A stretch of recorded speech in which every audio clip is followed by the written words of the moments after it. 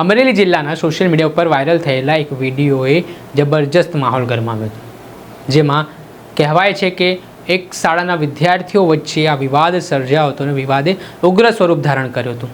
Forward નામની અમરેલી જિલ્લામાં શાળા આવેલી છે અને શાળાઓમાં વિદ્યાર્થીઓ વચ્ચે કોઈ માથાકૂટ થઈ હશે અને આ માથાકૂટ મોટાઓ સુધી પહોંચી ગઈ, જેમાં કેટલાક અસામાજિક તત્વો એક યુવાનને મારી રહ્યા હોય તે પ્રકારનો વિડીયો વાયરલ થયો હતો અને આ વિડીયો વાયરલ થયા બાદ આ અલગ અલગ માધ્યમોમાં પણ આ વિડીયોના કારણે ચર્ચાઓ જાગી। ત્યારબાદ અમરેલી પોલીસની ટીમ દોડતી થઈ। અમરેલી પોલીસની ટીમે આ ઘટનાના સંદર્ભમાં સોશિયલ મીડિયા પર વાયરલ વિડીયો મામલે જે લોકોએ માર્યો હતો તે લોકોની ધરપકડ પણ કરી હતી। ત્યારે ઘટનાને લઈને શું કહી રહ્યા છે એસપી સંજય ખરાત તે સાંભળો। તારીખ 12 એપ્રિલના રોજ અમરેલીના જે ફોરવર્ડ સર્કલના પાછળ સ્કૂલ છે ત્યાં એક બનાવ બનેલો હતો, જેની ફરિયાદ અમે 12 તારીખે સવારે 4 વાગે લઈ લીધેલી છે। ગઈકાલથી આ જે બવાલ બનેલ હતી એના વિડીયો સોશિયલ મીડિયા અને મેઇનસ્ટ્રીમ મીડિયામાં વાયરલ થયેલ છે। તો તે બનાવ બાબતે આપને જણાવવા માગું છું કે એ જે બનાવ છે એ બનાવ પહેલાં એક દિવસ સ્કૂલના જે બાળકો છે તે બાળકો વચ્ચે સામાન્ય બોલાચાલી થઈ હતી અને તેના ભાગરૂપે તારીખ 11મીએ સાંજે આજે આ ગુનાના મૂળ ફરિયાદી મોઇન છે એને આ ગુનાના જે આરોપી મોઇન છે એમને આ ગુનાના ફરિયાદી દક્ષને રાત્રે આશરે 9:30 ફોન કરીને ત્યાં બોલાવ્યા હતા। આ ગુનાના જે ફરિયાદી છે પોતે માઇનર છે, એ પછી ત્યાંથી ગાડી લઈને ફોરવર્ડ સર્કલ ઉપર આવ્યા હતા અને ત્યાં અમારા ફરિયાદમાં 2 મુખ્ય આરોપીના નામ છે।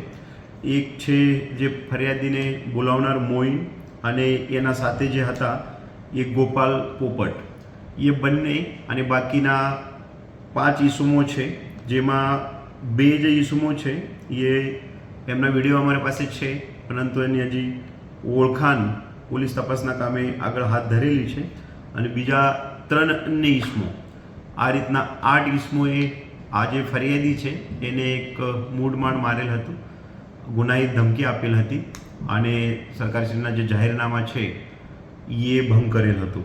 તો તે બાબતે પોલીસે સવારે ગુનો દાખલ કરેલ છે। આમાં અમે રાઇટિંગની કલમ પણ લગાવેલી છે અને આ ગુનાના કામના 2 જે મુખ્ય આરોપી હતા એ તે જ દિવસે અમારી તરફથી ધરપકડ પણ કરવામાં આવેલ છે। સાથે સાથે આ ગુનાના જે અન્ય 5 આરોપી છે આમાં કેટલાક આરોપી માઇનર આરોપી છે, એટલે કાયદાની જે પ્રક્રિયા છે તે મુજબ આ આરોપી વિરુદ્ધ પણ આગળની કાર્યવાહી કરવામાં આવશે। જેથી જિલ્લા પોલીસ તરફથી જ્યારથી બનાવ બન્યો રાત્રે ત્યાં પોલીસ તાત્કાલિક પહોંચી વહેલા સવારે આ બનાવની જાહેરાત લેવામાં આવી। તે બનાવ બાબતે જે મુખ્ય આરોપી હતા એ બંને મુખ્ય આરોપીને ધરપકડ કરીને સમય મર્યાદા કોર્ટમાં રજૂ કરવામાં આવ્યા। અન્ય જે આરોપી છે એની ધરપકડ અમે ટૂંક સમયમાં કરીશું। આમાં અમુક આરોપી માઇનર છે, તો તે બાબતે જે જ્યુવેનાઇલ જસ્ટિસ એક્ટની જોગવાઈ છે તે મુજબ પોલીસ કાર્યવાહી હાથ ધરશે। મારા ફરીથી સૌ મીડિયા સાથીને તરફથી પબ્લિકને આવેદન છે કે આપ જાણો છો અમરેલી સિટી, સાવરકુંડલા ટાઉન હોય, બાબરા ટાઉન હોય, રાજુલા હોય, તમામ મોટી જગ્યાએ અમે રાત્રે વાહન ચેકિંગ કરીએ છીએ। રાત્રે 1:30-2 લગન અમારું વાહન ચેકિંગ ચાલે છે અને તે બાબતે ઘણી મારા પાસે રજૂઆતો પણ આવેલી છે। તો મારા પેરેન્ટ્સને પણ, પાલક છે એમની પણ વિનંતી છે કે રાત્રે આપણો બાળક ક્યાં નીકળે છે, કેટલા વાગે બહાર જાય છે, ગાડી લઈને જાય છે, કોના જોડે જાય છે। અમે અમુક વખતે નાઇટ રાઉન્ડમાં નીકળતા હોય ત્યારે અમુક જગ્યા જે બાળકો બેસેલા હોય છે એમને અમે જ્યારે પૂછપરછ કરતા હોય તમે અહીંયા શા માટે બેસેલ છો, ટોળો કરીને શું કરો છો, ત્યારે બાળક વ્યવસ્થિત જવાબ આપતા નથી।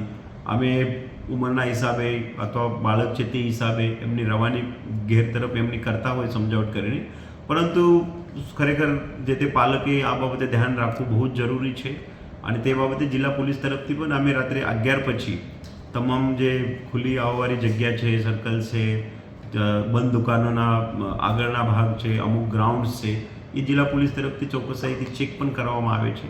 જ્યારે રાત્રે કોઈ વાહન નીકળતા હોય તો એની પણ પૂછપરછ કરવામાં આવે છે કે કંઈક મેડિકલ માટે આવે છે, કોઈને પિકઅપ ડ્રોપ કરવામાં આવે છે, તો તે બાબતે પણ જરૂરી તાકેદાર રાખવા માટે બધાની વિનંતી છે। આપે સાંભળ્યા હતા અમરેલી જિલ્લાના એસપી સંજય ખરાત, તેમણે આ મામલે મહત્વનું નિવેદન આપ્યું છે। ત્યાં જે સમગ્ર ઘટના બનવા પામી છે તેને લઈને તેમણે વાત કરતાં જણાવ્યું છે કે થોડાક સમય પહેલાંનો આ વિડીયો છે ને હવે 5 દિવસ બાદ સોશિયલ મીડિયા ઉપર અને મેઇનસ્ટ્રીમ મીડિયામાં જે વિડીયો વાયરલ થયો છે તેના આધારે પોલીસે અગાઉ કાર્યવાહી આ મામલે કરી છે ને આ પ્રકારે કાયદો વ્યવસ્થા હાથમાં લેનાર લોકો સામે આગામી દિવસોમાં પણ કડક પગલાં લેવામાં આવશે તે પ્રકારની હાલ વાત કરવામાં આવી રહી છે. દર્શક મિત્રો, એન કવરેજ ન્યૂઝને આપ લાઇક કરી લો, સબસ્ક્રાઇબ કરી લો અને શેર કરવાનું ભૂલતા નહીં.